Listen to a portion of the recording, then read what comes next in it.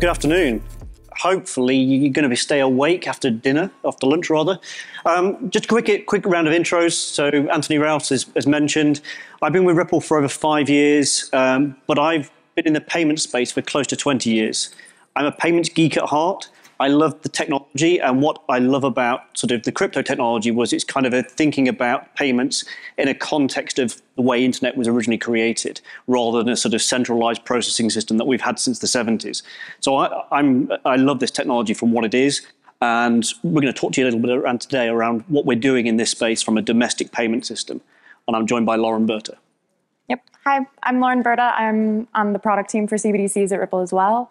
Been here about 4 months and in payments for about 2 years before that. Same as what he said, pretty much. That was a very long, passionate rapport on how CBDCs really can fix a lot of the problems we see in the payment sector today, but can't say that enough. So it's a very exciting space. Cool. So what we're going to be talking to you today about is this perceived difference between building for a central bank digital currency and the XRP Ledger. And hopefully you'll start to see that some of the challenges that we face from a CBDC perspective are actually the same in the crypto space. And actually, how can we actually leverage co-development to actually improve the user experience really for crypto as a whole? And that's kind of what we're going to be talking to today. So the first thing is, what is a CBDC? Now, if we look back around sort of traditional money, traditional payment systems, they've largely been centralized with single operators or sort of a private operator that's been siloed and creating walled gardens for access to money, access to payment systems. And we all know that crypto is actually a way of breaking that down and actually creating a more open ecosystem that allows for this. And I think what is interesting is that over the time, central banks have started to understand this space a little bit more. They control the fiat currency, or the sort of the money you know today. And what they're looking at here is, how do I create a digital representation of that using the same technologies that we use for crypto? And I think that when we look at it from that pure perspective, it's about them taking a dollar, a pound, and digitizing it in a way that actually starts to get the benefits of the broader crypto technology, the underpinnings of it. And I think there's going to be different use cases. Everybody gravitates towards retail, and we'll talk a little bit about retail because that's kind of where the adoption is going to come from in terms of driving real utility. But there's all sorts of different flavors of central bank digital currency depending on who's issuing it, how they're using it. It could be used predominantly by a central bank to do interbank settlement as today. That to me isn't particularly exciting. That's just applying new technology to a problem that already has been solved for. But I think what is really interesting is starting to open up and bring in an access model that allows a more democratic access to your currency. So when we talk to central banks, and this is kind of myself and Lauren's job on a daily basis, we kind of hone in on and talk to them about, why are you doing this? Why are you interested in looking at central bank digital currencies? It varies depending on geography. So if I look at the UK, Europe, the US, they're kind of, yeah, this is interesting, but we've already got stuff. What is interesting is when you start to look at developing economies that have perhaps been underserved or don't have the technology and aren't as developed as we are in sort of the Western world. And that's really where it starts to get interesting. But also you're starting to see a view of, how do we replace things like cash? In certain countries, electronic payments are really sort of the forefront and where most transactions are occurring. But it varies depending on where you go in the country, even the city. And so you're starting to see a change and potentially look at how to remove the physical cash from circulation. That's actually been, in certain countries, through looking at some of the research, has been something that's actually been sort of massively driven in terms of a transition because of COVID. A lot of stores, certainly in the UK now, are actually looking for contactless payments, even for very small values. Now, that's not a cost-effective solution. If I want to process a 50p or a 50-cent transaction using a card, that's not a cost-effective way. The merchant's taking a lot of hit on that. So the technology is not designed to make it cheap, efficient, easy to use. So that's one angle. What we're also seeing as well is a real drive to financial inclusion. So with this is not just about sort of thinking about the people that don't have bank accounts It's about a broader inclusive model and access to financial services that you potentially don't currently have. So we've been working with a large number of different countries and central banks looking at how do we take this technology and make it more accessible. And one of the critical things with this is if we applied the same thinking to the current model, that creates inclusion. But actually, if we don't think about the problems that we have from a crypto perspective for this, potentially we end up with a mass financial exclusion because of the user experience. So that's some of the things that we're trying to sort of solve for. The other pieces that really are starting to sort of kick in is interoperability and innovation. So we look at certain countries and they say, there's this amazing technology, and what we want to do is actually be able to export experience, knowledge, and create an industry around exporting this as a skill set within our country. And that's huge because it's starting to look forward thinking rather than just looking at where they are today. They're trying to create platforms for innovation. Think about how we make payments today and move money around. That is not physically possible today. We always hear the anecdotes of streaming payments. Try and do a streaming payment with today's payment systems. It just won't work. It's too costly. But actually, it starts to open up a new model if you apply this technology. So I think that's kind of where we're starting to see this innovation. When I kind of look at it, in a former life, I was working in telecommunications, and we weren't putting in physical pieces of cable into the ground in Africa. We're putting cell masts in there. And that creates a leapfrog effect. And I think this technology is a leapfrog effect technology when I look at it on a domestic basis and how it can affect people's lives. So we see the sort of news about the Fed and the Bank of England and the ECB, but actually there's a lot of people, a lot of central banks looking at this and looking at why this is interesting. So this was taken from a site as of May. It tracks about 100 and odd countries actually doing something, whether it's a pilot, whether it's actually launching a project and actually having it in production. But actually, I've seen following research that says about 90% of central banks are looking at this in some shape or form as to how they can leverage this technology. Some are just what I class as kicking the tires, just trying to understand it, and it's a learning curve. Others are far more advanced in their thinking and want to sort of build upon this. When we talk about central bank digital currency, we're not just talking about the central bank itself or the monetary authority that's running the system. It's actually an ecosystem. And it's an ecosystem of participants. And this could be commercial banks as we know today, but actually where I see it is this layer above it.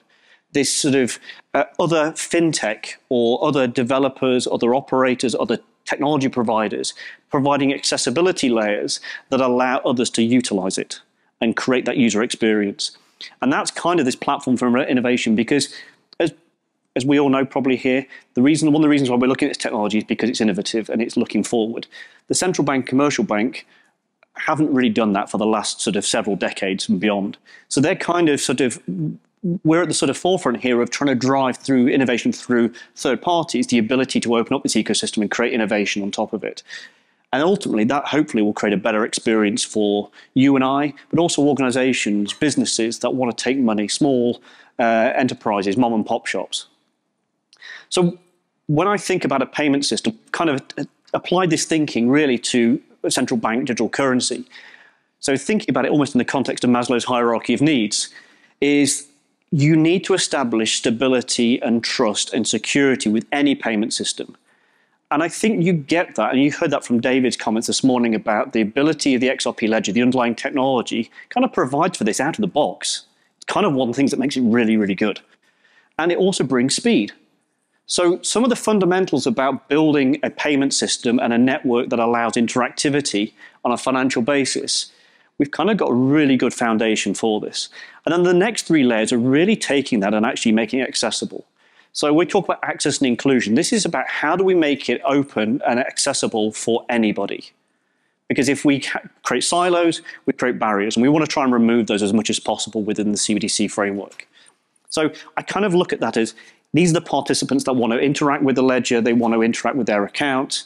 And then on top of that, we start to think about things like interoperability. So this is how do I link one CBDC to another CBDC? It could be to a stablecoin, it could be to some other crypto environment. It could be to an existing domestic system. So there needs to be a way of interacting and building connections between these existing systems, because these systems they're not going to just replace everything overnight. These things take time to sort of adopt, to develop and build out, but also to actually potentially replace existing systems. So what we want to do is make sure that there's really good interoperability, there's good data sharing, and I'll caveat that, within the confines of a privacy model, because privacy is key when we start to talk about central bank digital currency. That's something that gives people the shudders when we talk about sort of the overlord, the central bank seeing everything. I think what we're seeing is actually a slightly different model to that, where something that we're engaged in actively, looking at how do we preserve privacy from an individual's perspective. And I think that's one of the challenges, and Lauren will touch on a little bit around this as well as we go. And then the final bit, and this is really, for me, the icing on the cake. This is the bit that really drives the innovation. It's these, what I class as overlay services. To you and I, this is smart contracts. This is programmability. This is about doing things that are very costly, very expensive, and very inefficient to do on a domestic system, and really provide that hub or that foundation for innovation. So that's kind of what we're trying to drive towards, but we need to get these foundations right by using the right technologies. So I mentioned about the XRP Ledger, and what we've been doing as a team here at Ripple is working with central banks, and we've taken a copy of the XRP Ledger and made it a private instance to start with. This allows central banks to test, to understand the technology. We do education sessions with central banks to teach them the basics of cryptography, what a blockchain is, all these kind of things that we in this room take for granted as having a basic understanding with. And we run this, we build education sessions up around this to make sure that they can make the right decisions and understand the technology. And we apply this in a private capacity. Now, we are also working on some projects that will actually work in a public context. So they'll be using the public XRP Ledger, or maybe a sidechain in future, as a way of actually using that, but actually interlinking it with the main XRP Ledger. When we start to think of interoperability, we're starting to create this, what I class as last mile payment mechanism that allows potentially payments to be delivered to into people's hands at a domestic level, but could also be intrinsically linked to the XRP Ledger as the bridge between these different countries. And what we're using as well with this is the issued assets functionality. It's baked in, it's off the shelf, we don't have to write anything complicated or anything sophisticated. We get this for free because of the XRP Ledger. And again, really powerful. That works really well when we start to talk about security, the model, when we're thinking about a fiat currency being issued on the public ledger or a private ledger. So there's very little or very subtle differences. We've essentially taken a copy of the XRP Ledger, made it available in a private context in the immediate term to allow testing and understanding. We have the ledger and we have the issued currency. And then we start to think about, well, how do we use it? How do we make this work for a central bank? And the first context we always get asked about is, how do I make a retail payment? How do I do this? So we've already got a measure or a bar that we're trying to set ourselves up against here that we need to beat. So just to enable this, we need to create this ecosystem. So we think about various different ways of breaking down the different challenges, the different experiences of accessing a ledger. Ripple, we've been building a tool called the Issuer Tool that allows a central bank or a regulated authority to issue a currency and have that and be the sole distributor of that. But we also have the roles of these operators. Now, this could be going back to those fintechs, could be third-party developers building solutions on top of. But these are applications that are actually not built by Ripple. These are built by third parties, built by people like yourselves to create interactivity with the ledger. And then we've got the wallet ecosystem as well. So this is not something that Ripple owns in its entirety. This is an ecosystem that we're building to create collaboration and create the ability for people to interact, to drive opportunity through. And then ultimately we've got the ledger. And because we're running potentially a centralized or a private instance of the CBDC ledger, we can play with the ledger itself. We can change it, we can tweak it. And that's something that we've also been looking at as well. And that maybe also drive enhancements that we can pass back into the community as we start to look at ways of optimizing certain scenarios. So I mentioned about Ripple building a solution. We built a tool that allows central banks in a user-friendly way to demystify crypto from a point of issuing a currency. We've linked it to the ledger. Again, this is not too dissimilar to some of the applications that some of you in this room have built. We've just tried to put it in a lens that a central bank would understand, and try to make it really simple so they can get started really quickly with no code. But ultimately, one of the things we picked up on with this was usability is key. If we don't make this usable for people that don't understand crypto, this is going to be a very difficult journey for us to sort of take. So I mentioned about the sort of bar that we sort of set ourselves against and we get compared against. So everybody around this room, cash is something that everybody can understand, everybody can use from day one. There's not a huge learning curve, there's not a huge amount of friction to using cash in your day-to-day lives.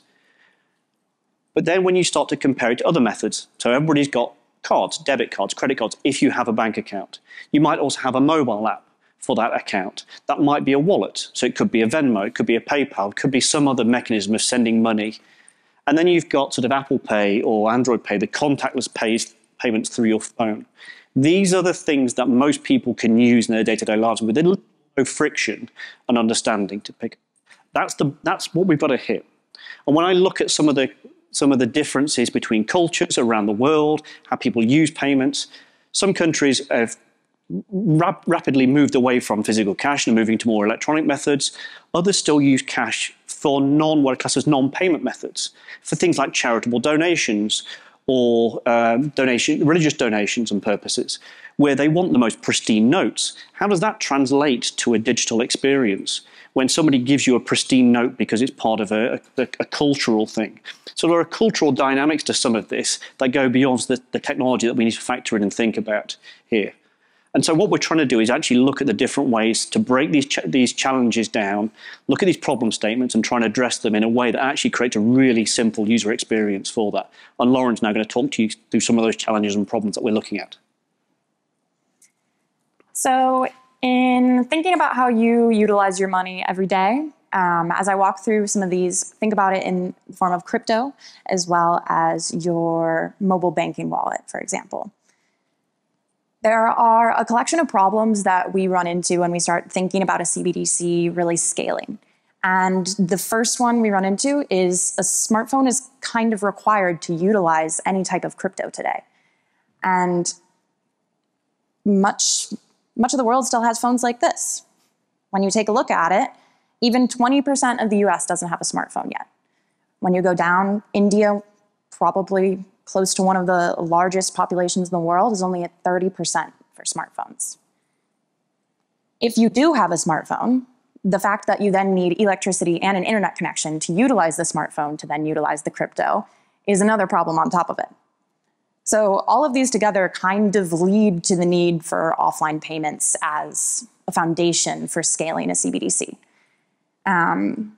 We have you can't see the banking app on the left, but if you had your banking app and all of a sudden, finally you do have the smartphone, it's great, but the internet's down, so now you can't make any form of payment. Imagine you own a bakery and all of a sudden you don't have any internet, so you can't collect any profit that day. That's a really big problem when you start talking about a CBDC working alongside cash. Some solutions we kind of need for this is we need some form of phone payment type that can happen offline. And then maybe it does reload post the payment once you have internet again. And then past that, you do actually, in many countries, need a separate hardware device. And there's some tools we have today that we could utilize differently to make this happen.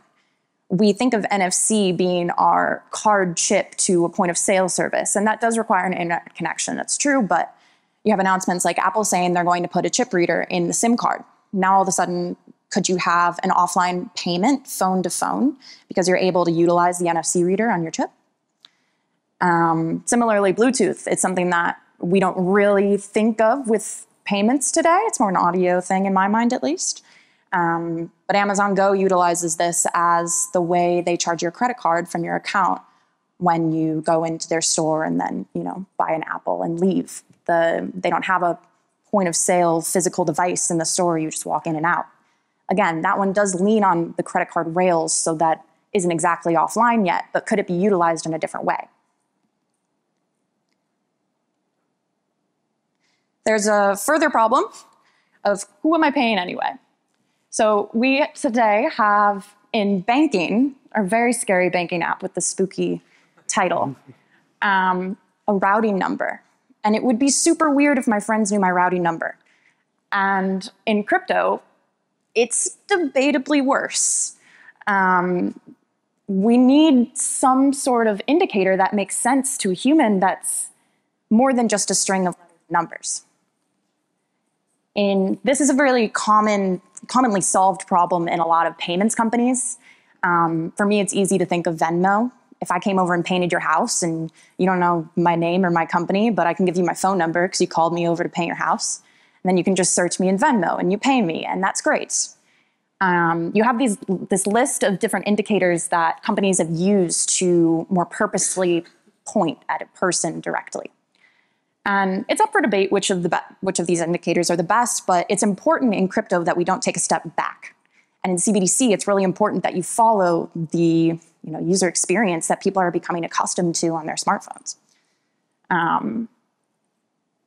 When we think of an indicator of a person, it does lead immediately to identity too. And we heard this morning, this is a really complicated problem. And when you talk about a CBDC, it becomes even more complicated because it's the government. And the government's not going to let all the payments happen without them ever seeing a payment. But then I also don't want the government to know every payment I make. And there is a balance between those two that we'll need to get to really make this real. So the final problem I want to talk about is key management. And for the sake of oversimplifying key management to its most bare minimum, the key choices we have today are keys held by me and keys held by a third party. So when I come to my wallet, my first inclination is, well, I want to hold the key to my wallet. I trust myself. I don't want to trust anyone else with my money. But immediately, what if I lose my key? What if somebody else gets my key? There is a really cool USB stick that my friends use to hold music. That's actually a USB with a biometric with your fingerprint like you have on your Mac. That's awesome. Now, if somebody else has my USB key, then they can't utilize it, but that also means that I can't utilize any of the money I had there at all. When you start to think of a CBDC and people treating that like their bank account and their savings, you have to have a recovery method. So when you talk about a recovery method, you come back to, okay, a third party. Your bank account today is something you log into. But who else has the opportunity to get into that account, to utilize the key? Am I insured if they go under? When you talk about a CBDC, maybe I have to be, but who else can access my account? There's really just a lot of gaps on either side of this that just need more research for this to be widely scaled. So coming back to this slide, it's really important to think about the problems we see in crypto generally are times 10 when you think of a CBDC. Because when you think about the people utilizing crypto, they're putting in the work to figure out how to utilize crypto. You're reading up on it, you're reading about keys, you're making sure that you're buying the best asset. But when you think of a CBDC, true scaling reaches the people that don't want to put any work into figuring it out. So we need to do the work for them. And that's kind of awesome because you can provide this really great user experience for a piece of money data that the person can have way more control over. But anything we solve for CBDC will be equally solved for crypto, and that's great too. So, and there are opportunities across the board. I talked about a lot of the gaps in wallets with offline payments and key management, but there's opportunities at every level of this, even just at the core ledger capability. So if you want to learn more, we're actively working on partnerships for all of these gaps.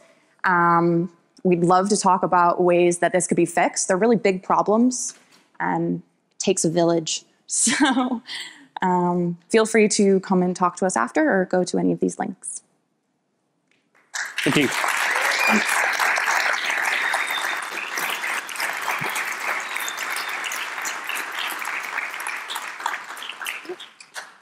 We've only got a few seconds, but probably just a quick question or two if anybody has any. Yeah, so you mentioned previously about how, send money out through a bank app or anything, you'll need a routing number, et cetera, blah, blah, and it's arguably, worse in crypto. Does the XRP Ledger have something similar to, ENS, as, CNS exists, and that could sort of simplify those things? We're not seeing that from a CBDC perspective. I think that's an opportunity for us to develop something equivalent or something that is actually usable. And I think not just from a domestic purely domestic system, what happens when I go to another CBDC, when I want to send money from one network to another? So it needs to be something that potentially is universal. So let's say some of these problems are not just problems for crypto, they're problems for domestic payments and vice versa. So you've mentioned working with governments around the world to tailor the CBDC to their culture and to their environment. We have things like negative interest rates and controlling what people can buy with or their CBDCs. So in that environment, what's the most surprising thing you've learned about a culture by looking at their money? One of them is potentially sort of friends lending money to each other, or friends and family, and they do it because of the geography, because they don't have access to a bank, and because they may be on an archipelago of many islands. So they get on boats, they move physical cash out, one person draws it out, and they all kind of distribute that, and then so there's no way of record tracking that or making that achievable to actually earn money from leveraging money that I've earned. So there's a huge opportunity there. But negative interest rates, sort of controls all payments, this is something we have to sort of tread carefully with, because some of this starts to step into more authoritarian sort of societies, and it's a balancing act that we have to play here. There's an opportunity to innovate and make things more efficient, but at the same time, it's trying to temper that innovation in a way that actually is usable. And if you look around at some of the research, some of them sort of say, we don't want CBDCs because of that privacy concern. We need to mitigate those risks, and we need to make sure people feel comfortable. Everybody's used to posting details on Facebook, on Twitter, of what they're doing, and happy to share information. Am I equally happy to share the fact that I bought a coffee in Starbucks? Insert appropriate coffee chain. But there's that cultural sort of element of how much am I prepared to share, and how much actually provides information about who I am and what I'm doing. I have to take more questions offline. Yeah. Thank you. Thank you.